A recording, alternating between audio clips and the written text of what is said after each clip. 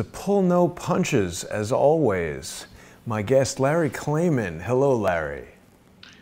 Jason, great to see you, my good friend. It is always good to see you, Larry. I love it when you're on the show, and frankly, it's been too long. I think it's been maybe almost 2 weeks since you and I spoke with Ryan Bundy. There has been so much that has happened since then. I know you want to focus tonight on the radical left and their war to destroy America. I've put together a graphic with some of the craziest of the crazy. What are we going to talk about right now? Yeah, actually, let me show my little Duke shirt here. I got a mourning because they lost yesterday to North Carolina. Ah, yes. That's my alma mater. But in any event, yes, this is a great visual that you put up because these people are absolutely vile. Yeah. And of course, you focused on Adam Schiff.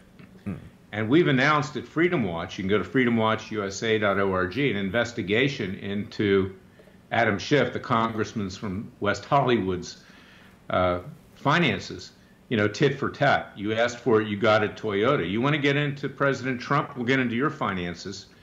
And we're looking at that as we speak. I have a friend of mine who's a private investigator. He's looked at FEC records. He's looked at House financial disclosure forms, and it's inexplicable so far how Adam Schiff apparently lives in 2 multi-million-dollar houses between Hollywood and between suburban Maryland, but yet he shows little to no assets. So where's that coming from?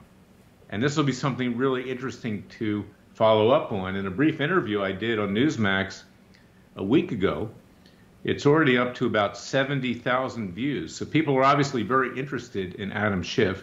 And that's probably because he's so transparently a liar and so transparently evil that people have fixated on him. And this is the guy who's going to be trying to take the president apart, along with Gerald Nadler, chairman of the House Judiciary Committee, along with Nancy Pelosi, who's the Speaker of the House.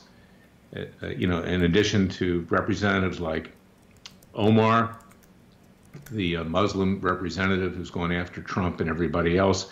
I mean, it's just a crowd of criminals up there. It's unbelievable in the House of Representatives.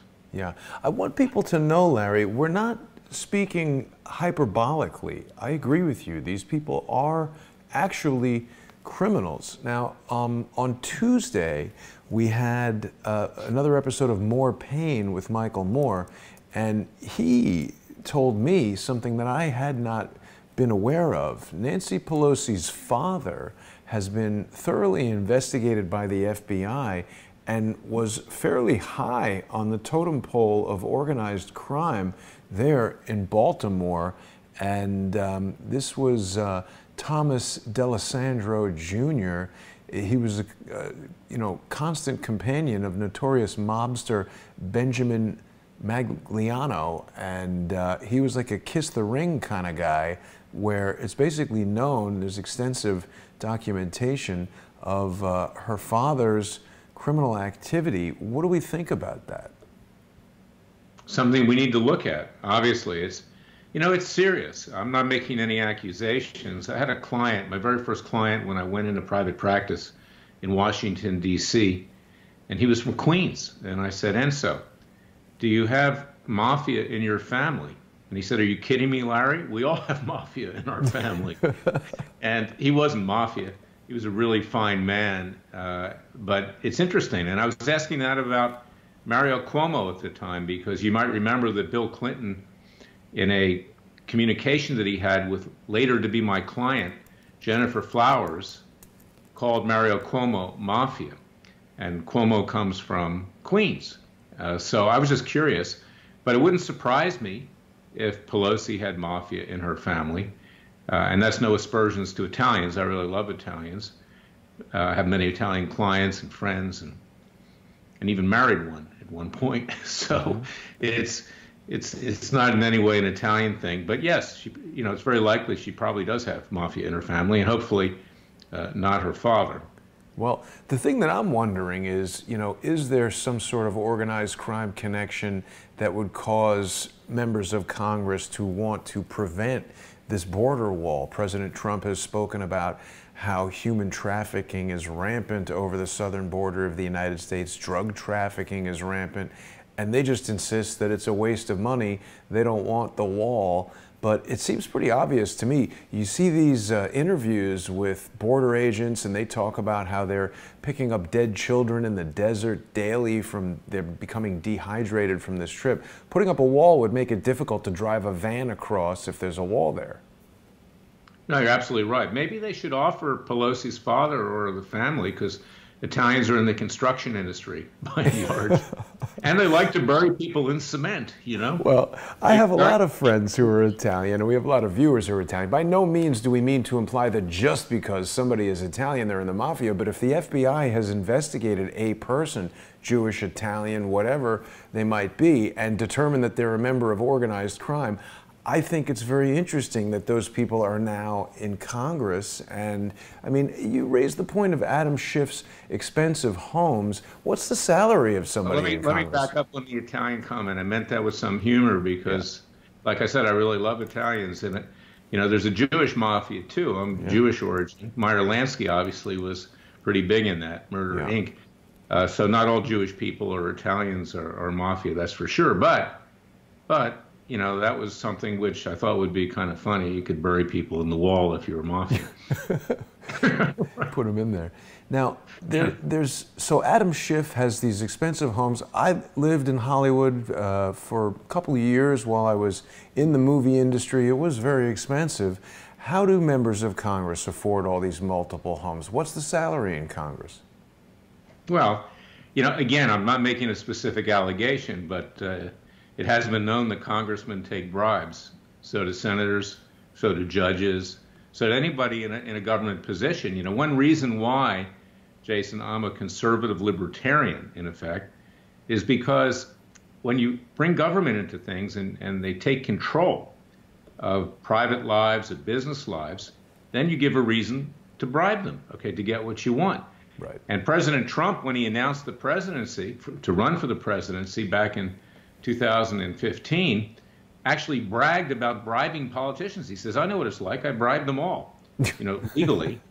And now I'm not going to bribe them. I'm worth $8 billion, so I don't have to. But that's the way it works. You give government control and you create an incentive to bribe government people. And that's one of the problems with letting the government take control of our lives, because it opens the door to dishonest people who will pay bribes. I don't know about Schiff. We're going to investigate. If we find something, we'll hold him accountable. We'll bring him in front of our citizens' grand juries. You can see that and read about that at freedomwatchusa.org. But I'll tell you something. The guy is just so insipid and so rank dishonest that it would surprise me if we didn't find something. Yeah, I tend to agree with you. He does not exude honesty, and when I met him on the Long Island Railroad and spoke with him briefly, he had that wild-eyed look about him when I asked him what evidence they had in this Russia collusion. I mean, that was like 2 years ago at the beginning of it, and there's still been no evidence presented. We're hearing that Mueller is going to wrap up his investigation and issue some kind of a report. Any indications as to when that's going to happen or what the report might hold? Several reports that it's going to happen next week. And that will not be the end of Mueller's investigation. We know it's continuing. So this will be like an interim report. You might remember, you're younger than I am, that Ken Starr, when he was independent counsel, issued an interim report, which later went to Congress, which triggered the impeachment of Bill Clinton. And that'll be the intent of Robert Mueller, will be to tee it up for impeachment, and then he'll wash his hands of it. And it'll be very interesting to see what the new Attorney General, William Barr, does, because he effusively appraised Mueller, said he's a man of integrity. That's a great phrase in Washington. Like I've said before, if someone's called a man of integrity, run for the exits when it's Washington, D.C. Right. And we'll see what Barr does. He seems to be suggesting through leaks that he's going to have a summary prepared of that report, that the entire thing won't be released to Congress because it goes to him first under the special counsel regulations. But frankly, I doubt that that's going to happen because the uproar is going to be so great to release it that he'll fold. He's an establishment Republican. You can pretty much count on that. He's a rhino. And, you know, now that he's Attorney General, he's kind of fireproof. The president can't go through another one at this point. So he'll probably betray the president as Jeff Sessions did before him. Wow. And I mean, he's beyond a rhino. He's beyond an establishment, Republican. He was a CIA fixer. He was the general counsel, outside counsel for the CIA. Well, these are the types that you get confirmed. See, that's the problem. And that's why Freedom Watch is the People's Justice Department. A long time ago, Jason, when Alan Keyes, who's a good friend of mine, and I admire Alan greatly, ran for the presidency, he was saying to his crowds that I will appoint Larry Klayman as Attorney General if I become president. I was, very flattered by Alan for saying that. But you see, Larry Klayman could never be confirmed by the Senate. It would be blocked by the Democrats. It wouldn't happen. To handle. Yeah, and that's why you have people like John Bolton, who's National Security Advisor. He could never be confirmed as Secretary of State or UN Ambassador. Anybody that stands for anything, that believes in anything, can't be confirmed by the U.S. Senate. And you'll also find Republicans blocking it because they want people they can control. They don't want people that they can't control. And that's why you have people, for instance, during the George W. Bush administration, like Alberto Gonzales, complete political hack as Attorney General, almost as bad as Janet Reno or Eric Holder. And that's why you have somebody like William Barr that President Trump put forward because he thought he could get confirmed. And unfortunately, the president took bad advice and nominated him. He should have nominated someone like my friend Bob Barr, congressman from Georgia who started impeachment along with me and others with Bill Clinton. But that doesn't happen. The people that you get through the confirmation process are establishment, by and large, hacks who don't want to risk their career or their standing in the Washington Club, in the boudoirs of Georgetown, to do anything bold and to take any action on behalf of the American people other than that which is politically correct. And Larry, what role will Matthew Whitaker take on now that Barr has stepped in as Attorney General? I thought Matthew Whitaker was a very promising candidate. Apparently he's staying at the Justice Department. He's going to get another position, but he's effectively being put out to pasture. And see, that's the problem. He took a position at one time, and they cut him down to size, the Democrats up there and the left, and they basically castrated the poor guy. And so consequently, he's got a job, but I don't know what, if anything, he'll be doing of any great importance over there, because frankly, the Justice Department, as I've said, has become the Department of Injustice. Just today, there was another report of gross prosecutorial abuse, if not criminal conduct, by Justice Department prosecutors in the prosecution of Jeffrey Epstein, that person who was convicted, of having sex with underage minors. And apparently there were some minors that should have been given notice of what was going on in the plea deal, victims who were not. I read the article briefly. I don't have particulars on it. It's been a busy day, Jason, but the Department of Justice has become the Department of Injustice, whether it's something like that or whether it's the way the president's being treated or whether it's the Bundys, who are now up on appeal again for no reason other than to protect the backsides of the prosecutors who committed crimes and hiding evidence, threatening whistleblowers and doing all kinds of other illegal acts, or whether it's Schaefer Cox, my client sitting in a maximum security prison in Terre Haute, Indiana, who was set up by FBI agents and the Justice Department and convicted to 33 years imprisonment. The poor kid was only 27 at the time. He's currently 33, and I'm trying to get him out. He's a very charismatic person. He was gun rights advocate. He uncovered a human trafficking scheme with young Eskimo boys in Alaska that state and federal officials were part of. They were making a lot of money at the expense of these young kids, and they set him up and they convicted him of allegedly threatening law enforcement. Sound familiar? Yes. And, I met with him about a month and a half ago in prison. The place looks like a medieval fortress. It was built in 1938 during the Roosevelt administration as part of the New Deal. They had me meet with him in a room that was about 25 degrees. They were hoping I'd leave.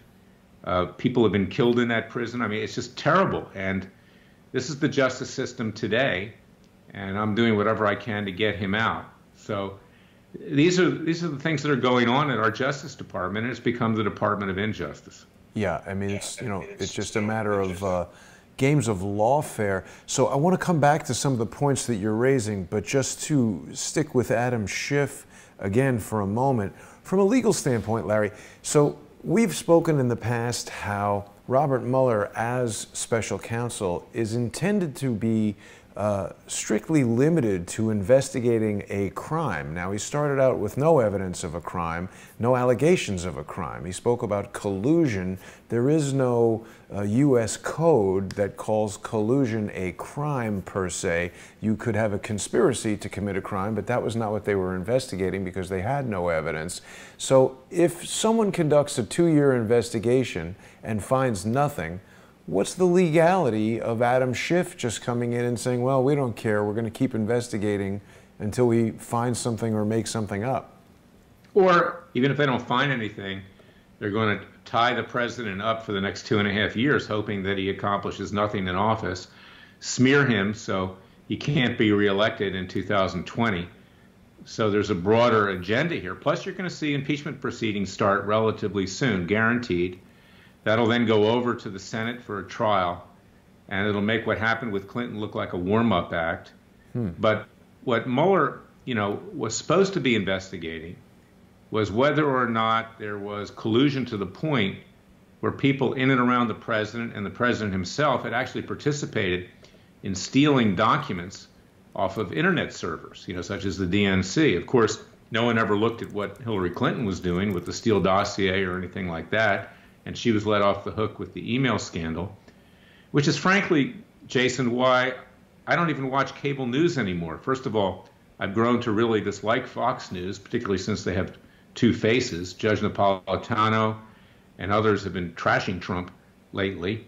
But I don't even watch the other channels, for that matter, because it's the same stuff over and over and over again. I'd rather spend my time doing something, trying to bring about justice, not engaging in entertainment over scandals. Right. So I hope people will go to Freedom Watch USA and support us with tax-deductible contributions, because we're actually trying to bring about justice. We're not just doing this for entertainment value. Right.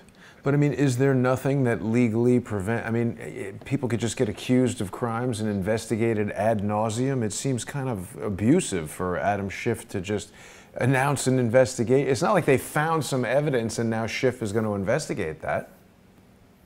Well, yeah, I mean, it is abusive. And this was, all set up. We found out recently that Andrew McCabe and Rod Rosenstein, Lisa Page, Peter Strzok, James Comey, James Baker, they all conspired to mesh the president in an intelligence investigation, in an FBI investigation. And they had no basis to do it at the time. So they're searching for a crime. And the only crime they could find is whether or not anyone in and around the Trump administration, including the president himself, actually conspired with anyone to illegally hack internet sites such that the WikiLeaks documents could be revealed. And that's what they've been looking for, and they haven't found it, apparently. So they found people that have, not been truthful in front of the grand jury, such as allegedly Roger Stone and others, but they haven't found an actual crime yet, and they're searching for that, other than lying under oath. And, frankly, I don't condone lying under oath. If you lie under oath, you should be prosecuted. And my client, Jerry Corsi, did not lie under oath, and that's why he's not prosecuted. But, there's no justification for that. But that was not the reason that Mueller got the mandate to do his investigation. It wasn't to do perjury traps on people who were otherwise not honest. Right. Yeah. I think a lot of people really object to what Robert Mueller has been doing. Before we get off of Andrew McCabe, Larry, were you as stunned as I was to see Andrew McCabe on 60 Minutes admitting that they just decided to invoke this 25th Amendment, and they were using it, as I understand, not even in the way that it's intended to be used. It's like if the president gets a head injury or brain cancer or is somehow incapacitated and unable to do his job. It's not a matter of the leadership of the FBI to come to their own private determination that he's incapable or unsuitable of being president and then oust him, right? No, the only difference between that and the Stasi in former East Germany or the KGB in the Soviet Union is that they didn't have to bother with investigations. They just killed people. Okay? And got rid of them. But here you're trying to kill the president a slow death with phony investigations, and it's treasonous. And frankly, it's an outrage that Rod Rosenstein can walk out of the Justice Department a free man. He should be prosecuted. And we're going to prosecute him and McCabe and Comey and Lisa Page and Peter Strzok in our citizens' grand juries. They're going to be high on our list, which are going to be starting in March. And I hope you're going to be there to do live streams and everything else. Yeah. And this is very, very important because it's not going to happen with our current Department of Injustice or any special counsel. It's not going to happen. Only the people can rise up. You know, last night, Jason, I was watching a movie called Tombstone about Wyatt Earp, okay, a marshal in the Old West. And, you know, he enforced the law the way he had to enforce the law on behalf of the people. And, you know, it's got to the point where we have to do the same thing again. I'm not advocating gunning people down in the streets of Tombstone, but I'm talking about using our legal processes to hold people accountable on behalf of the American people. There was no Justice Department when Wyatt Earp and his brothers were U.S. Marshals, and they made their own determination as to what was legal and what was not within the bounds of the law and within the bounds of God's law. And that's where we're headed as a people today, the American people. They're going to have to rise up themselves and bring about justice peacefully and legally. It's not going to happen at the Department of Justice. Right. Well, but just strictly from a legal standpoint, if Andrew McCabe, and I know this would never happen, but if Andrew McCabe were your client and you were advising him and he went on to 60 Minutes and said all that stuff that he said, what would you be thinking right now? I would advise him not to do it, but apparently Andrew McCabe is more intent on making a lot of money selling books than his own best interest. But Andrew McCabe knows this. He knows that he's a protected species. Yes, there was a criminal referral. Nothing major will happen to Andrew McCabe. They protect each other at the FBI and the Justice Department. We see that with the Bundys. James Comey knows the same thing. Rod Rosenstein knows the same thing. Hillary Clinton knows the same thing. There are people who are above the law.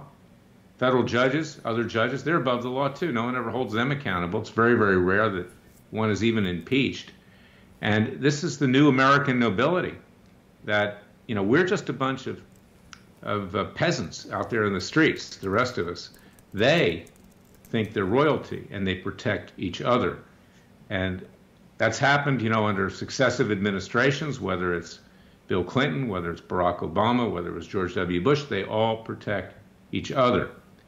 And they walk off scot-free laughing as they're going to the bank. And believe me, they're going to the bank. Yeah. So that's the country we live in right now, Jason. And you know, the American people are wising up to it. And, you know, we're on the threshold of a violent revolution, and that's what I'm trying to avoid. I've said that many times.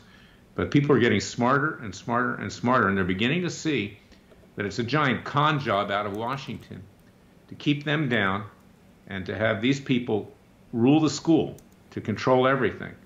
And I'm not talking about socialism versus capitalism. I'm talking about a police state where they control, where they have mass surveillance, where they can destroy anyone they want through the NSA, CIA, FBI. And if that doesn't work, they'll conjure up some phony crime and have you arrested. And if that doesn't work, and it's happened before, they'll just go out and kill you if you're a big enough threat to them. You know, ask John Kennedy, ask a few other people that were probably hit by the CIA in conjunction with other foreign interests. So, you know, people are beginning to figure out what's been going on all these years. Yeah, if you stay quiet, like people on the streets of Beijing in China, you'll be okay. But if you challenge the establishment, if you really pose a threat to them, basically you're a dead man walking. And this is why it's so important that people go to freedomwatchusa.org and support Larry and his team. There really is nobody else that I'm aware of that's doing the kind of work that you're doing there at Freedom Watch, and it's tough to do. I talk to Larry frequently during the week, even when he's not on the show. He's traveling around. It's a lot of work. It's a lot of time on the road. It's a lot of expenses that people don't see. So it's very important that people donate. It's a tax deduction, so you're really going to be helping yourself. And even if it wasn't a tax deduction, we need justice here.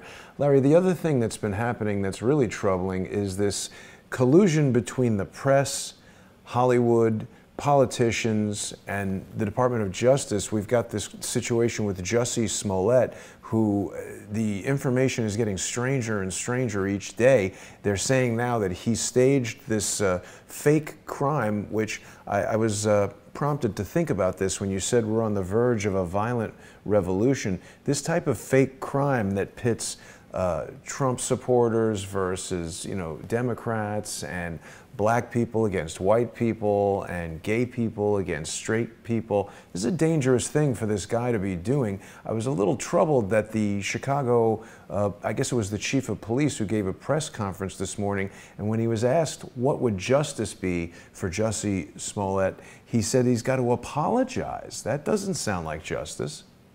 Well, it's interesting. This may be, what doctors call a placebo. And I watched that press conference in large part. I was impressed by the police chief because of the strong statements he was making. He's African American. I have a client, who also has stuck his neck out, Demetric Penny in Dallas. He brought lawsuits against Louis Farrakhan, Black Lives Matter, others, over the massacre of 5 of his brothers, and he was assaulted. And he was called all kinds of names. He was threatened. He's very courageous. Black conservatives actually have more guts, by and large, than white conservatives do, because they're on the front line, and I have many who are my friends. But the reality is, Jason, as you're suggesting, is that someone like this individual, Jussie Smollett. Jussie Smollett, I always mispronounce his name. Nothing's going to happen to him.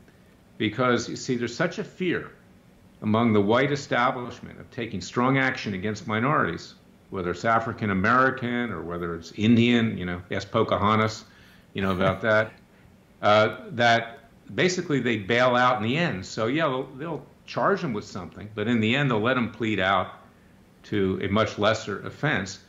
And to be blunt, that's because he's African American. You can get away with it. Look at what. Are you sure that's the reason, Larry? Is it not that he's connected to Kamala Harris and Maxine Waters and influential politicians who maybe put him up to this? I mean, the official story that we're hearing now is that he staged this crime because he was unhappy with his salary on the show Empire. That makes no sense to me whatsoever. Well, I might disagree with you a little bit there. Yeah, he was trying to get notoriety. He was trying to increase his stock, in the media.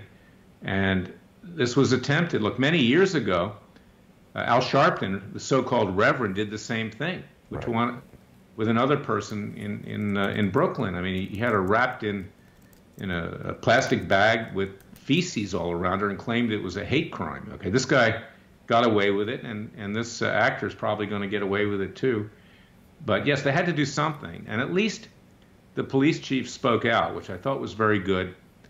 And like I said, it's the black conservatives, the black law enforcement, that frankly have more guts than the whites, because they're afraid that they'll be called racist.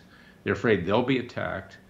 And I don't know anybody in this country who's actually stood up to this kind of fraud and violence other than my friend Demetric Penny and a few others. It's pathetic. I brought lawsuits, Jason, as you know, in Dallas, Texas, against Louis Farrakhan of the Nation of Islam. His disciple killed the 5 policemen, assaulted my client, Demetric Penny. I brought it against Black Lives Matter. I brought it against Demetric Penny, against DeRay McKesson, who founded Black Lives Matter, and others. And I drew a judge, African-American judge, who dismissed the case without prejudice, sat on it for a couple years, never reached the merits. I think he was scared of himself. Wow. Being attacked and maybe killed by these people. And then I filed another case for the father of a fallen police officer, Patrick Zamarripa, a Latin fellow. And the judge wound up, another judge, a Trump appointee, a woman judge, dismissed the case on bogus grounds. I now have it on appeal. And I think that they're simply afraid of being called racist and being, in fact, killed themselves, God forbid. Wow. So this is the world we live in today. It's very hard to get justice. You have to break through. And that's why, we have citizens' grand juries. Louis Farrakhan, it's not even in dispute. I mean, he admitted in a CBS interview, he took credit for ordering the hit on Malcolm X. Wow. I mean, these people are dangerous, super dangerous people. And yet the judges are afraid of them, you see. And so I don't think anything's going to happen to Smollett in Chicago. It's going to be just, appearance rather than hard justice. I didn't know that about Louis Farrakhan admitting to the assassination of Malcolm X. And I agree with you, there's a huge problem with anybody getting justice. So just to understand this correctly, Larry, it's totally at the judge's discretion as to when to act on the matters of a case. They can just sit on it and never do anything? That's correct. In most jurisdictions, that's the case. In some jurisdictions, like the Eastern District of Virginia or the Central District of California, there are trigger points where they have to make decisions. That doesn't mean they're going to make the right decisions, but they have to make them in terms of allowing a case to go forward. And I like to try cases in Florida because they let cases go forward. It's a trial lawyer state. But in Washington, D.C., it's much tougher. And in other parts of the country, it's tougher. But the scary part is that there are very few judges. There are some, and I might say, Jason, that judges, in my opinion, are our most important public servants in principle.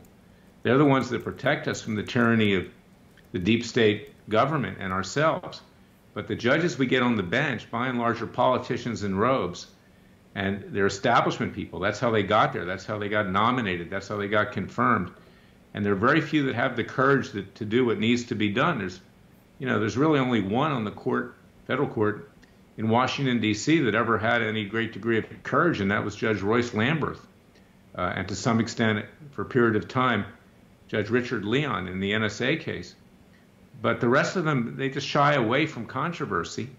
And, they are more worried about protecting their own skin than meting out justice. And it's terrible. That's why we're starting our citizens' grand juries. The people need to do it for themselves. So go to freedomwatchusa.org and become part of that and contribute to that, because we don't have a justice system anymore. It's just injustice that's happening. One of the strangest things, not to harp on this, but, Al Sharpton, despite the whole Tawana Brawley rape allegations being proven to be a hoax, essentially just like Jesse Smollett, Al Sharpton remains an influential guy. As a matter of fact, more than ever, he's a political pundit. He's respected in the black community. He's seen as a member of the civil rights movement, or he's a highly respected guy. He's not seen as a hoaxer and a guy to be shunned. Why is that? Well, highly respected in quotes. If you do a little research, he's not to be respected. I mean, he's a low-life, low-class, frankly, con man. That's what he is, like Jesse Jackson was when he used to shake down corporations, for money. And and I'm not singling out African Americans. There are plenty of white con men too out there, believe me.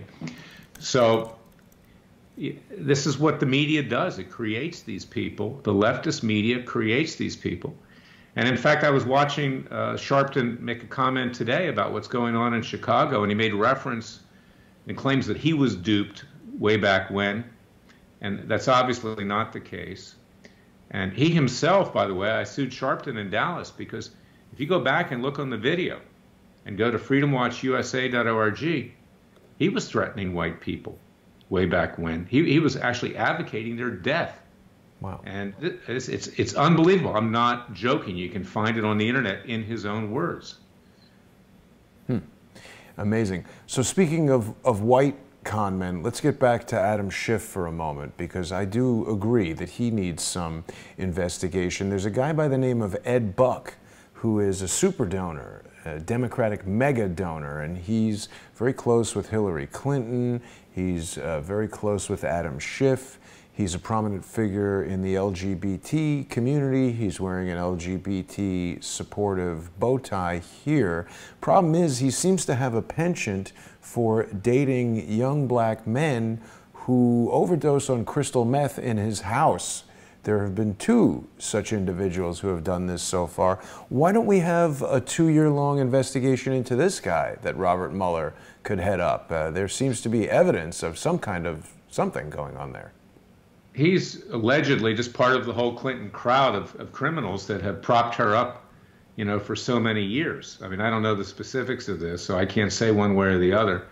But yes, this needs to be investigated, and it's serious. And this is what Hillary Clinton does. She brings these people in and around her that line her pockets, and she really has no views on anything. You know, she's herself gay, frankly, and, you know, she hides that, so she has no great respect in either the gay, lesbian, or LGBT community. I mean, they actually look upon her as an Uncle Tom, so to speak. But okay, when money talks, nobody walks. I mean, anybody that'll line her pockets and her husband's pockets, they're fair game. That's Hillary Clinton. Yeah. Yeah, so it's really troubling the way this injustice system works. But there's a lot of information about this guy, Ed Buck, and the now 2 black male prostitutes who died at parties at his house. Now, you were talking about Schaefer Cox, Larry. There's another individual who I've just become aware of, and I'm a little behind on this story, but you know, there's so much going on, it's impossible for everybody to know about everything, and you know, people who are on top of this story about Ross Ulbricht might not be busy in all the lawsuits and legal things that you're doing, but Ross Ulbricht is a guy who essentially started a website called the Silk Road, which was similar in concept to eBay. It's an open marketplace where people could buy and sell things, but it used only Bitcoin, the cryptocurrency. And Ross is credited in the world of Bitcoin as being basically the 2nd most important person in the history of Bitcoin after Satoshi Nakamoto, the potentially fictitious individual who's credited with creating it. Ross is in jail 5 years into 2 consecutive life sentences. Chuck Schumer, the despicable Democratic senator from New York, this state, was pivotal in the incarceration of Ross. Even though Ross was conducting this business and creating the website in San Francisco, Schumer found out about it and brought it to the Southern District of New York, where Preet Bharara was the lead prosecutor, and this guy basically got railroaded into jail. Williams and Connolly was his law firm, Larry. What's up with this pattern of people that we know getting these Clinton-connected lawyers and then landing in trouble? Well, the Clinton-connected lawyers have done quite well in the past, haven't they? Depends on which side of it you're on. Right. I have locked horns with Williams and Connolly now for over 25 years. I know them as well as anybody else. David Kendall in particular, who represented the Clintons and still does. And yeah, I mean, they're greasers. That's what they are. And they're fixers. And, yeah, you know, they represent their clients, and they'll lie when they have to in pleadings. And in the case of Kendall, they'll actually participate in destroying evidence with Hillary Clinton's emails, and they get away with it because that's the Washington Club. And they'll get away with it, and there'll be Republican lawyers on the other side that'll get away with it, you know, and they all carry on. They make a lot of money. I mean, the legal fees now are you know, somewhere between $1,000 and $2,000 an hour from these law firms. It's unreal, sometimes even more. So yeah, they protect each other. It's an industry. But isn't it astounding that someone who created a website, he wasn't, as far as I know, even selling drugs himself. He was just managing the website. I mean, we hear about YouTube and Twitter basically being absolved of any guilt because they're just the network upon which other people put content. And the Decency and Communications Act, Section 230, protects them as operators of the network. But yet Ross did not enjoy such protection as the operator of this website. He was sent to jail, 2 consecutive life sentences. Jeffrey Epstein, who's raped multiple underage girls, got 18 months, and this guy's in jail for the rest of his life. That's our justice system, yeah. I mean, I know I can't speak for you, and you're tremendously busy, Larry, but do you think you would have any time to look into this Ross old book? I would love to. I mean, I've said it before, Jason. I've kind of morphed from special prosecutor with Larry Klayman. I'm still that, with our citizens' grand juries, and listen to our radio show. You're on it sometimes and frequently. You're a great host, and you're very knowledgeable, Jason. But go to freedomwatchusa.org, listen to the podcasts. But I've become kind of like a special defense counsel as well. I mean, that's kind of where my heart is these days, whether it's the Bundys or whether it's Jerry Corsi or whether it's others, because I see the injustice that's out there. Yeah. And frankly, I would never be a prosecutor today at the Justice Department. I would not accept it if it was offered to me, because it's so corrupt. I saw enough corruption when I was there. That's why I started Judicial Watch, but now it's 100-fold worse. Yes, so I'd be interested in looking into that case. Wonderful. People can learn more about what's going on with Ross's case by going to freeross.org, and they can sign the petition. Basically, his mom and his family have been incredibly diligent in keeping on this and trying to get Ross's sentence commuted. At this point, if they could even reduce it to 10 years, he'd be out in 4 and he could carry on with his life. This is a productive, creative guy who's got a lot of skills and has never done any violent crimes. We got a major problem in the prison system and the justice system in this country. Oh, we do, Jason. And, I can tell you what went on with regard to the Bundys in prison, or what's going on with regard to Schaefer Cox. It's terrible. I've been communicating with the Bureau of Prisons over Schaefer and the way he's being treated. They threw him in the hole, which is solitary confinement for a while, not because he did anything, but simply because he raised issues as to his safety. Yeah. And that was an excuse to put him in the hole. And has there been any progress with Schaefer Cox? Yeah, there's going to be some progress here. We're getting some new documents. He's up for resentencing in May. I hope that the judge will, set him free. He's really a good person. And but the establishment's afraid of him because he has the ability to unite people. And he's not exactly pro-government, but he's not anti-government either. He's for individual rights. But they don't want that. You got to crush somebody like that. So Schaefer's just one of many who have been crushed. Yeah, and I think Ross falls into that category as well. People should keep in mind that Chuck Schumer is on the Senate Banking Committee, and I would think that a lot of banks weren't very excited by the idea of a marketplace that sidestepped the US dollar and used cryptocurrency. We've heard that JP Morgan introduced some kind of cryptocurrency, so I don't know, there's a lot going on in that world. It's hard to keep up with all of these things. And the last time you were on the show here, Larry, we were talking to Ryan Bundy. What's been progressing in the case of the Bundys as far as the crooked prosecutors there in Nevada trying to double jeopardy them or whatever they're doing? They're trying to get the case back to Nevada from Washington, D.C. We drew a good judge in Washington, D.C. So we're fighting to keep it there, because to have it sent back to Las Vegas would not be a favorable forum with the former judge in our case, Gloria Navarro, and her band of other judges out there. It's not a good place. So we've been fighting over that, and we're hopeful that it'll stay in Washington, D.C., but we'll fight wherever we have to fight on that.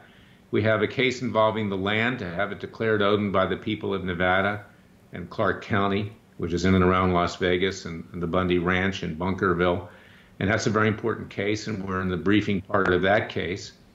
And then, of course, we have the appeal for the Bundys, because the prosecutors, who could otherwise be disbarred or even go to prison for the crimes they committed in lying to the court, in hiding evidence, exculpatory evidence, and threatening whistleblowers, they're trying to save their own skin, and the Bundys become the victims. So they took that up on appeal.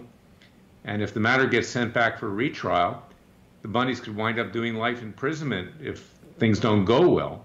Wow. So I hope people will go to KlaymanBundyDefenseFund.org, KlaymanBundyDefenseFund.org, and contribute to that, because it's very important. The Bundys are standing up for you, not just for themselves. They're standing up to a tyrannical federal government that's even worse than it was in colonial days because there's much more power today. And this federal government wanted to kill them. They wound up assaulting Klayman's sister, Margaret, tasing his sons, killing the bulls in his herd so he couldn't make a living. These are the bulls that procreate, with cows, and burying them in a secret mass grave. And, they had sharpshooters surrounding the ranch. They tried to entrap them and then tried to put them away for life. And, you can't have this. Ranching is the American way of life. This land is our land. This is exactly what America was founded upon. The only thing you can count on, Jason, is the land. It's the only thing that stays constant. Yeah. And so I hope people will support the Bundys. Klayman, go to KlaymanBundyDefenseFund.org and please contribute generously to that because we have a big fight ahead of us. It's amazing, Larry. I mean, these federal agents that would shoot and kill animals and beat up members of the Bundy family and throw them in jail for doing nothing, they're the ones who should be in jail. It's shocking to me that Klayman Bundy and his sons are facing the possibility of life in prison. I mean, if people could actually meet the Bundys, they're among the friendliest people you could possibly imagine. I mean, this is a nightmare because, even if they avoid prison, Larry, the stress of having to deal with this and think about it every day, it is just evil to be subjecting them to this type of, it's not just prosecution, it's persecution. Not only that, our so-called government, it's the prosecutors in that same corrupt U.S. Attorney's Office in Nevada that took the appeal. They eventually got the Solicitor General who controls appeals in Washington, D.C. to sign off on it. And this is during the Trump administration, because I was lobbying Sessions to throw the case out, to stop the prosecution. But there's this deep state in the Justice Department run by leftist, pro-Clinton, pro-Obama, pro-everything that's wrong with this country lawyers. I mean, 97% contributed to Hillary Clinton's presidential campaign. These are the lawyers that are really running the department. It's not the appointees of President Trump. So it's snuck through, and this thing's going on. It's to protect the prosecutors, not because they want justice, but they don't want to wind up being disciplined or even disbarred for what they did. So they're hoping that the Ninth Circuit will come up with a decision that lets them off the hook. And that's what it's about. It's not about justice. And reporting on this, people call me a conspiracy theorist. All these guys are conspiring against the people of the United States. It's disgraceful. This is the U.S. Attorney in Nevada, Nicholas? Yeah. Let me tell you, I've gotten to know the Bundys extremely well over the last 4 years, 5 years at this point.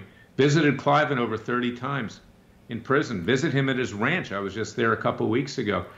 These are the finest people I've ever met. These are true Americans. I mean, they risked everything for what they believe was their constitutional rights, and the constitutional rights of we Americans, was founded by our founding fathers in 1776. I'm not exaggerating. And if these people are crushed, then what's going to happen to the rest of us? So we have to do Bundy's last stand, for lack of a better word. You're Custer's last stand. Well, we're going to succeed at this one, but we need the support of the American people to do it. So again, please go to KlaymanBundyDefenseFund.org and contribute, because this is an expensive proposition. Yeah, I mean, you're up against the government and basically unlimited resources. And of course, Larry, everyone's been following your FOIA case against Robert Mueller.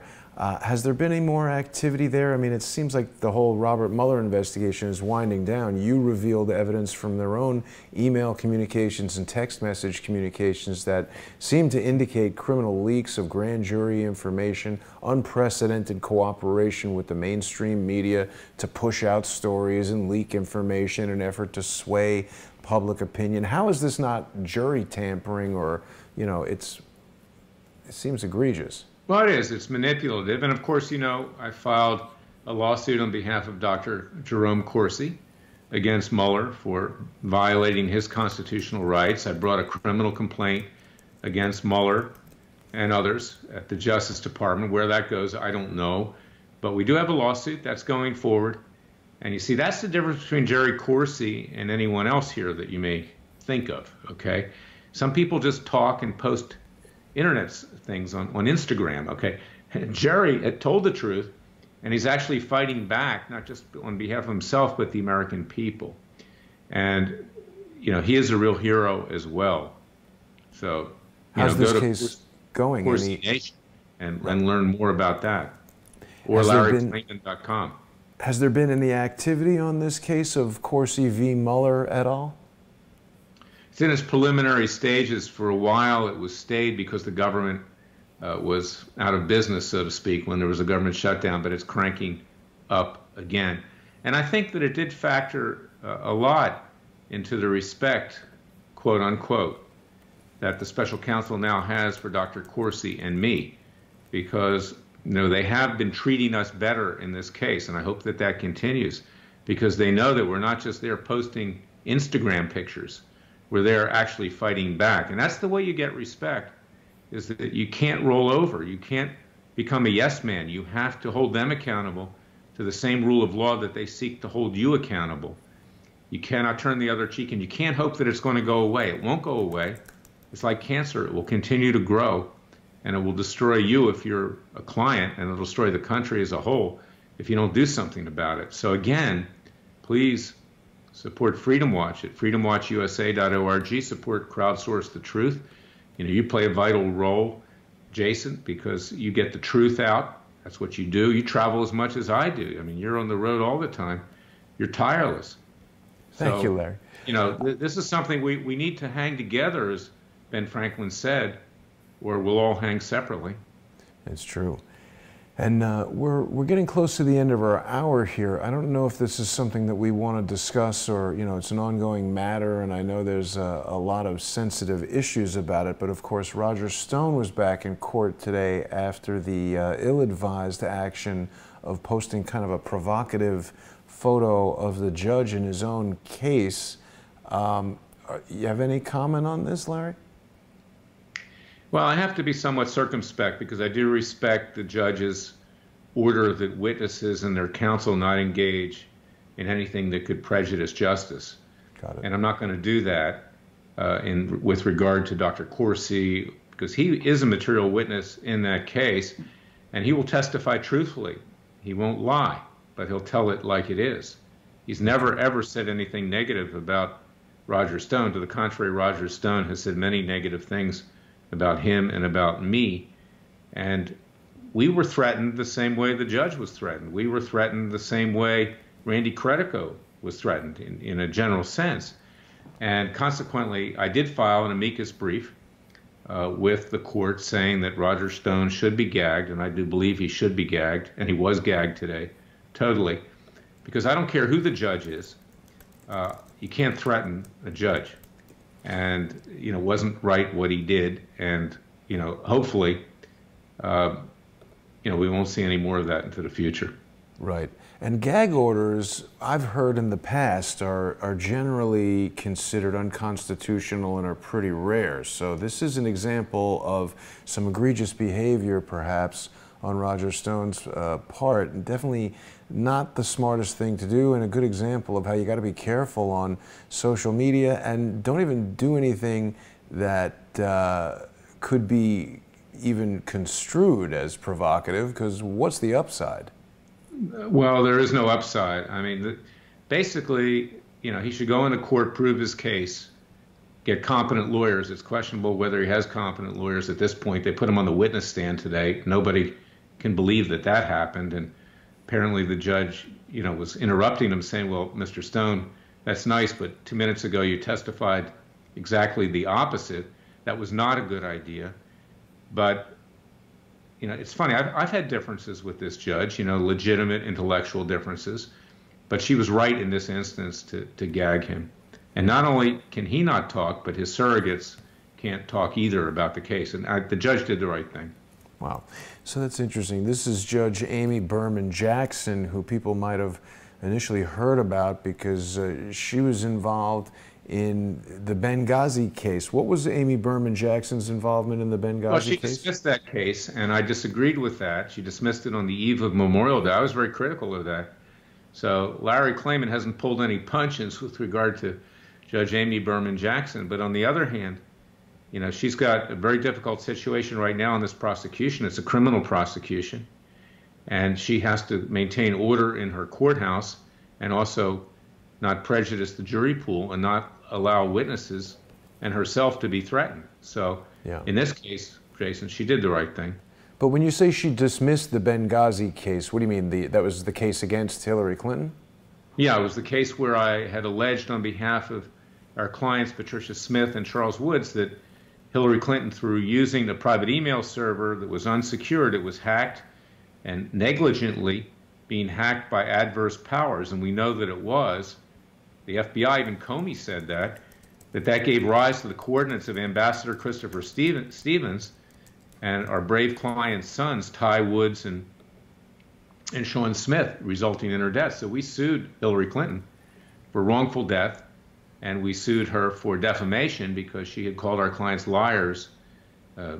Miss Hillary had told them that, it's not funny, that what she told the public, this was a walk in the woods by Muslims who were angry about criticizing the Prophet Muhammad, when in fact she knew that Al-Qaeda was responsible, but she called our clients liars. So we had sued for defamation, and she said that when she was no longer Secretary of State, so she had no immunity. So Judge Berman, dismissing that was incorrect. But again, this is a hot potato case, you see, and the intelligentsia protect each other. So we went up to the D.C. Circuit. They affirmed Judge Jackson's ruling. We then went to the Supreme Court. They didn't take cert because Hillary Clinton is a protected species in Washington, D.C. She's part of this class of political nobility that has been untouchable. And that's why you got to go to freedomwatchusa.org, because she needs to be indicted with our citizens' grand juries and held accountable for this and all the other crimes she's committed. freedomwatchusa.org. This is an expensive proposition. Please contribute with tax-deductible contributions. Yeah, and there's nobody else who's holding these people accountable. So the other thing I wanted to mention to you, Larry, a lot of people saw that Laura Loomer yesterday had another protest outside of Twitter. Laura's been removed from Twitter for, I guess, what they said was, some sort of racist tweet or whatever. I think she said something about Ilhan Omar being, it says Laura Loomer claims Islamophobia doesn't exist. But Laura had with her an entire list of tweets that were allowed to remain on Twitter that included death threats against the president, hashtag kill all the Jews. And, Laura was just pointing out that newly elected congressional representative from Minnesota, Ilhan Omar, is supported by the Muslim Brotherhood and CARE. She was sworn in on a Quran, which is a political ideology, not just merely a religious book. Laura has detailed many times on the show how Ilhan Omar is connected to numerous individuals who are involved in terrorist agencies or terrorist organizations as recognized by the UAE, the United States government. I don't know if people realize this, but Laura also told me that Chase Bank has blocked Laura's access to her own money. So in addition to losing her access to PayPal, losing her access to Twitter, losing her access to Uber, Lyft, Medium, all of these things, Laura cannot even get her own money out of the bank. So we're seeing the slow, real-time strangulation of Laura Loomer. You're right, Jason, and it's terrible. And Laura's going to be on my radio show tomorrow. It's taped and it goes out Sunday. Special prosecutor with Larry Klayman. We're going to talk about this and other things, but Laura's a very brave person. She's a hero in her own right. She does it a different way than you and I do it, but she makes her point. And Laura Loomer needs to be protected. She has, First Amendment rights of free speech, and we're going to be looking into, what Chase Bank did in this regard. It's not kosher, so to speak. Exactly. People can support Laura by going to lauraloomer.us, and she really needs your support more than ever, because I don't think any of us want to live in a world where corporations can decide who gets to speak and who doesn't. It's also worth mentioning, I think people know this, but if they don't, Al-Walid bin Talal, the Saudi royal who is basically at war with Mohammed bin Salman, the Crown Prince of Saudi Arabia and an ally to Donald Trump. Al-Walid owns more shares of Twitter than Jack Dorsey, the guy who created it. So I think we're in a very dangerous situation, Larry, when foreign individuals who adhere to Sharia law and things that are totally against the United States Constitution have this type of influence over our free press. I mean, frankly, even if Laura is being Islamophobic, you know, freedom of speech includes the right for people to say whatever they want as long as it's not a violent threat. You know, the Nazis have freedom of speech. Anybody who is anti-anything has freedom of speech, and Ilhan Omar should just speak out against Laura if she disagrees with her. Watch what we do with Ilhan Omar. I mean, we have a petition we're going to be filing with the Department of Homeland Security because apparently she allegedly committed immigration fraud. She married her brother and was naturalized as a citizen, and the issue remains whether she can keep her naturalized citizenship, having allegedly lied in the course of getting someone their green card who was her brother, and marrying her brother. And of course we know that, you know, there's a history of that in the Islamic religion, quote unquote. Prophet Muhammad married his 7-year-old daughter. So apparently that's acceptable. So I don't think that Laura's Islamophobic. This culture of radical Islam is not compatible with Judeo-Christian values, and that's what she's basically talking about, simply not compatible. I agree with you. Laura points to documentation that says they're going to infiltrate Congress and take over the country, destroy us and everything. So that's not Islamophobia. That's pointing out evidence in their own documentation. So it's a really shocking situation that's going on with Laura Loomer, and Ilhan Omar is not someone whose point of view I agree with. I definitely wish you success in your efforts against her, and certainly if she's committed immigration fraud, she does not deserve to be in Congress telling people what to do with the wall and various policies. Larry, we're just about out of time. Was there anything else you wanted to add before we go? You're busy fighting the left-leaning loonies there in Congress. Well, we're fighting, Jason, you know, the New York Times for Sheriff Joe Arpaio, the Washington Post, Jeff Bezos, we've sued him, Huffington Post, we've sued a lot of other major media operations here on the left. And again, we're the only ones that are pushing back. You know, I was glad to see what happened, you know, with those young kids the other day, that there was a lawsuit brought. But for that, you know, it's Freedom Watch that's out there. We have a leftist media strike force. So go to freedomwatchusa.org. Please, again, contribute, join, get our free newsletters, sign up, watch our YouTubes, listen to our radio show, Special Prosecutor with Larry Klayman. It's my radio show.